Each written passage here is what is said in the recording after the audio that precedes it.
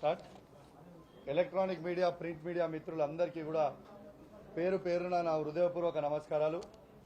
ఇవాళ మొట్టమొదటిగా తెలంగాణ తొలి ముఖ్యమంత్రి కేసీఆర్ గారు ఇవాళ అసెంబ్లీలో అడుగుపెట్టి ఇవాళ తను ఎమ్మెల్యేగా గెలిచిన తర్వాత ఇవాళ ప్రమాణ స్వీకారం చేసినందుకు తెలంగాణ తొలి ముఖ్యమంత్రి కేసీఆర్ గారికి ప్రత్యేకంగా అభినందనలు శుభాకాంక్షలు తెలియజేస్తా ఉన్నాను. ఇప్పటి నుంచి ఆట మొదలవుతుంది. ఈ ఆట ఎట్లుంటుందో ముందులో చూపిస్తామని చెప్పి సందర్భంగా తెలియజేస్తా ఉన్నాను. అదేవిధంగా నిన్న గౌరవ ముఖ్యమంత్రి రేవంత్ రెడ్డి గారు ఎల్బీ స్టేడియంలో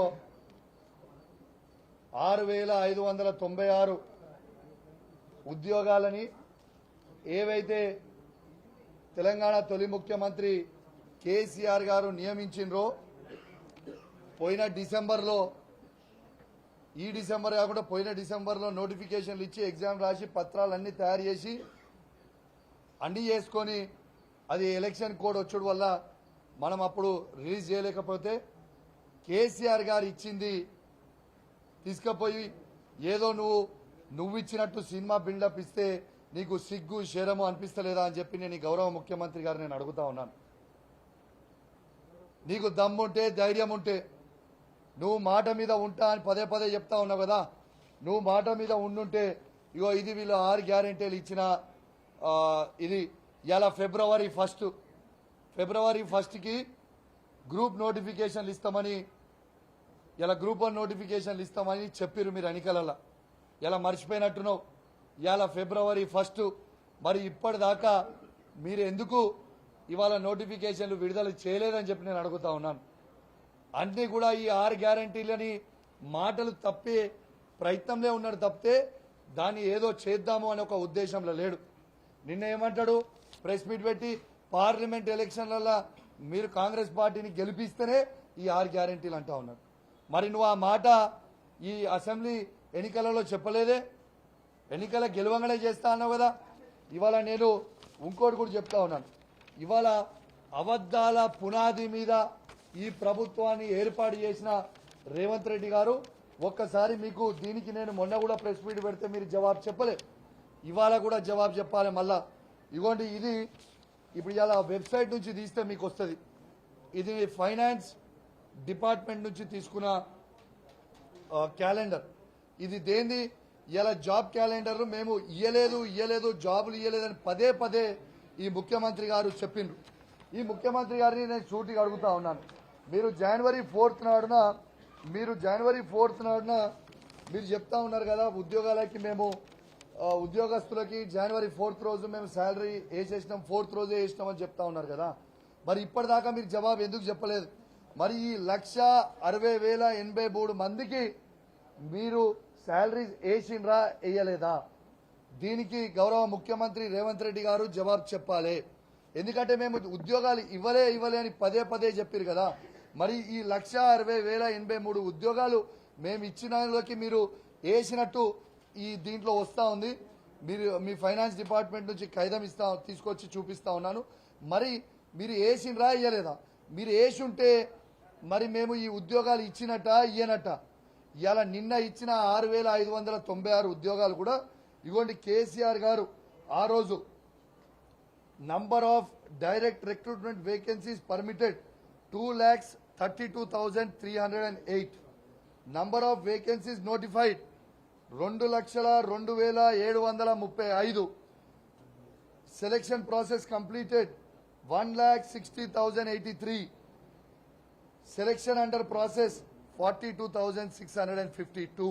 ఈ 42,652 నుంచి ఏవైతే సెలక్షన్ అండర్ ప్రాసెస్ ఉండరో నిన్న ఆ ఉద్యోగాలు 6,596 ఉద్యోగాలు నిన్న దీంట్లో నుంచి రిలీజ్ అయినాయని చెప్పి సందర్భంగా యావత్ తెలంగాణ ప్రజలందరికీ కూడా నేను ఈ మీడియా పాయింట్ నుంచి మొత్తం కూడా తెలియజేస్తా ఉన్నాను.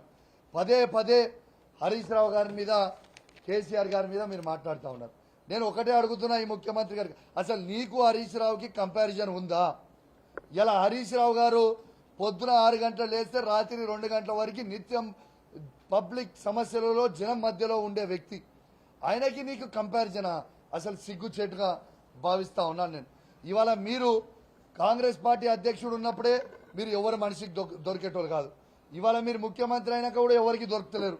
నీ నిత్యం అబద్ధాలు చెప్తున్న, అబద్ధాల పునాది మీద వేసిన ఫామ్ అయిన గవర్నమెంట్ ఈ ప్రభుత్వం.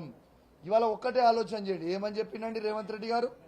ఇవాళ నిత్యం రోజు పొద్దున ప్రగతి భవన్లో నేను పొద్దున రోజు 2 గంటల వరకు 3 గంటల వరకు నేను జనంకి టైం ఇస్తా, వచ్చి కలవచ్చాను. ఎక్కడ పోయింది మరి మీ కలుచుడు? ఎందుకు కలుస్తలేవు? మరి రోజాడ ఉండి నువ్వు కలవాలి కదా, ఎందుకు కలుస్తలేవు? ఎందుకు మాట దాటేస్తున్నావు అని నేను అడుగుతా ఉన్నాను. ఇంక ఎన్ని రోజులు మీరు అబద్ధాలు చెప్తా ఉంటారు? ఒక్కసారి దయచేసి ఒక్కటే మాట చెప్తా ఉన్నాను, తెలంగాణ ప్రజల్లారా, ఒక్కటి దయచేసి మీ అందరు కూడా ఆలోచించాలని నేను విజ్ఞప్తి చేస్తాను. 2004 నుంచి 2014 వరకు ఇదే కాంగ్రెస్ ప్రభుత్వం అధికారంలో ఉంది కదా. ఈ కాంగ్రెస్ ప్రభుత్వం అధికారంలో ఉంటే వీళ్ళు ఎన్ని ఉద్యోగాలు ఇచ్చిండ్రు? సమైక్య ఆంధ్రప్రదేశ్లో కేవలం వీళ్ళు ఇచ్చిన ఉద్యోగాల సంఖ్య ఎంత అంటే కేవలం 24,000 ఉద్యోగాలు మాత్రమే.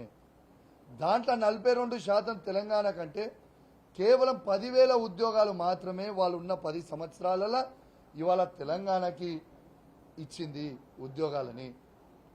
మరి ఇవాళ కేసీఆర్ గారి ప్రభుత్వం తెలంగాణ వచ్చిన తర్వాత 2014 నుంచి 2023 వరకు ఇవాళ 2,02,735 ఉద్యోగాల భర్తీ చేసినాం. ఇలా భర్తీ చేసింది 1,60,083 ఉద్యోగాలు, 42,652 ఉద్యోగాలని ఇలా ప్రాసెస్లో పెట్టినాం. ఈ రెండు కలిపితే 2,02,735 ఉద్యోగాలు మేము ఇచ్చింది. అంటే మీరు ఆలోచన చేయండి, నేను ఇలా కేసీఆర్ గారు చేసిర్రా లేకుంటే ఇంకెవరైనా చేసిర్రా? ఒక్కసారి తెలంగాణ ప్రజలు మొత్తం కూడా ఆలోచన చేయాలని నేను కోరుతా ఉన్నాను. ఇంకా 30,000 ఉద్యోగాల నోటిఫికేషన్లు ఇవ్వాల్సిన అవసరం ఉంది. నేను ఈ గౌరవ ముఖ్యమంత్రి గారిని డిమాండ్ చేస్తా ఉన్నాను, మేము ఇచ్చిన 2,32,000 ఉద్యోగాలు కాకుండా అదనపు 2 లక్షల ఉద్యోగాలు మీరు జాబ్ క్యాలెండర్ విడుదల చేయాలి. మీరు విడుదల చేయండి, మేమేం తొందర అంటలేం, మీరు విడుదల చేయండి. ఆ విడుదల చేసిన తర్వాత మీరు అన్న 2024 డిసెంబర్లోనే ఈ 2,32,000 ఉద్యోగాలు కాకుండా అదనపు 2 లక్షల ఉద్యోగాలు మీరు జాబ్ క్యాలెండర్ రిలీజ్ చేయాలని ఈ ప్రభుత్వాన్ని నేను డిమాండ్ చేస్తా ఉన్నాను. నేను ఇంకోటి కూడా సూటిగా ఛాలెంజ్ చేస్తా ఉన్నా, ఇలా కాంగ్రెస్ బీజేపీ వాళ్ళకి నేను సూటిగా ఛాలెంజ్ చేస్తా ఉన్నా, ఈ భారతదేశంలోనే ఏ రాష్ట్రంలన్నా కేసీఆర్ గారు ఇచ్చిన దానికంటే ఎక్కువ ఉద్యోగాలు ఇచ్చిన రాష్ట్రం మీరు చూపిస్తే ఇదే అసెంబ్లీల సాక్షిగా నా ముక్కు భూమికి రాకి క్షమాపణ కోరుతా. లేకుంటే మీరు కేసీఆర్ గారు ఉద్యోగాలు ఇచ్చిండ్రు అని మీరు ఒప్పుకుంటారా అని చెప్పి నేను అడుగుతా ఉన్నాను. ఇలా సింపుల్ కంపారిజన్ యావత్ భారతదేశంతోనే నేను కంపేర్ చేస్తున్నా. ఒక్క బీజేపీ పరిపాలిస్తున్న రాష్ట్రంలో కానివ్వండి, ఒక్క కాంగ్రెస్ పార్టీ పరిపాలిస్తున్న రాష్ట్రంలో కానివ్వండి, ఏ ఒక్క రాష్ట్రంలో కానీ కేసీఆర్ గారు ఇచ్చిన ఉద్యోగాల కంటే ఎక్కువ ఇచ్చుంటే నా ముక్కు భూమికి నేను రాకుతా అని చెప్పి నేను సవాల్ విసురుతా ఉన్నాను. నేను విసిరిన సవాల్కి నేను 20 రోజుల క్రితం కూడా నేను విసిరిన సవాల్కి ఎవరు యాక్సెప్ట్ చేస్తలేరు. ఎందుకు స్వీకరిస్తలేరు? ఎందుకంటే మీకు భయం అవుతుందా? నిజాలు చెప్తే నిజాలు బయటపడితే అని మీకు భయం అవుతుందా? అరే మీకు దమ్ముంటే రారి భయం, మేము చర్చకు రావడానికి సిద్ధంగా ఉన్నాం. మీరు రాండి, ఎవరు వస్తారో ఉద్యోగాలు ఇచ్చినామా లేదా అని చూపించడానికి మేము సిద్ధంగా ఉన్నాం. ఇది డిపార్ట్మెంట్ వైజ్ కూడా మళ్ళొక్కసారి మీకు కూడా నేను డిపార్ట్మెంట్ వైజ్ కూడా మీకు చదువుతా. అగ్రికల్చర్ అండ్ కోఆపరేషన్ సెక్రటేరియట్ 5,303 ఉద్యోగాలు, animal husbandry dairy development and fisheries 1,135 ఉద్యోగాలు. ఇలా backward classes welfare department secretariat 2,552 ఉద్యోగాలు. Energy and secretariat department 52,324. ఇలా environment forest science and technology 2,152. Finance secretariat department 28 ఉద్యోగాలు, general administration 219, health medical and family welfare department 8132. ఇలా home secretariat department 46,850, industries and commerce secretariat department 20, irrigation and commandant area development secretariat 895,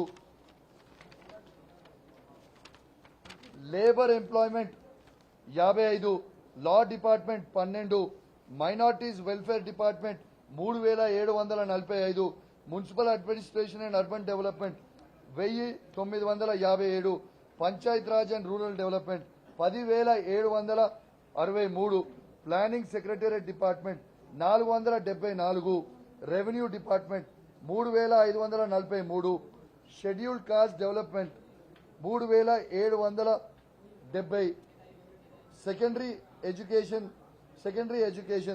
9,143, tribal welfare department 1,537, women children and disabled senior citizens 147, transport roads and buildings departments 5,264, total 1,60,083 ఉద్యోగాలు. ఎందుకే ఎన్ని రోజులు అబద్ధాలు ఆడతారా? మీకు సిగ్గు అనిపిస్తలేదా ఇంకా అబద్ధాలు ఆడడానికి అని చెప్పి నేను అడుగుతూ, మీరు బిల్లా రంగం అని పదే మాట్లాడుతూ ఉన్నారు. బిల్లా రంగంని ఎందుకు వాడుతూ ఉన్నారంటే, ఆ బిల్లా రంగం అనేటైనా మన తెలంగాణ రాష్ట్ర ముఖ్యమంత్రే బిల్లా రంగం కాబట్టి పదే ఆ మాట మాట్లాడుతూ ఉన్నాడు. ఇవాళ ఆయన గురించి ఆయననే చెప్పుకుంటా ఉన్నాడు.